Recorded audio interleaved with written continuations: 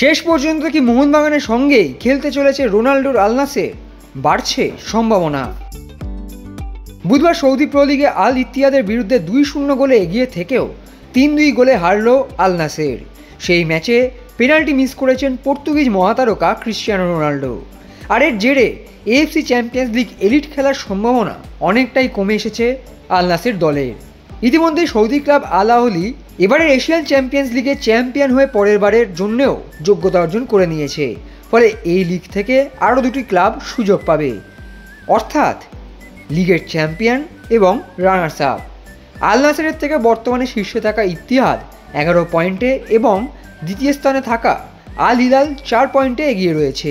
এই পরিস্থিতিতে চতুর্থ স্থানে বজায় থাকলে রোনাল্ডোদের খেলতে হবে এএফসি চ্যাম্পিয়ন্স লিগ 2-এ, যেখানে ভারত থেকে সুযোগ পেয়েছে মোহনবাগান সুপার জায়ান্ট। ফলে সবুজ মেরুন শিবিরের জন্য এক বড় সুযোগ আসতে চলেছে, এই কথা বলাই যায়। যদি গ্রুপ বিন্যাসের পর মোহনবাগান এবং আল নাসের একই গ্রুপে পড়ে, তাহলে যুব ভারতী ক্রীড়াঙ্গনে দেখা যাবে ক্রিশ্চিয়ানো রোনাল্ডোর জাদু। তবে একথা বলাই যায়, ক্রিশ্চিয়ানো রোনাল্ডো এখনও চাইছেন এশিয়ার সর্বোচ্চ পর্যায়ে খেলতে।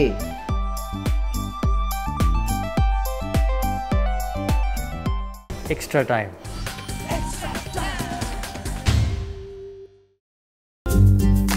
লেটেস্ট নিউজ আর এক্সক্লুসিভ ভিডিওর সঙ্গে আপডেট থাকতে এখনই সাবস্ক্রাইব করুন আমাদের ইউটিউব চ্যানেল। বেল আইকনে ক্লিক করতে ভুলবেন না যেন।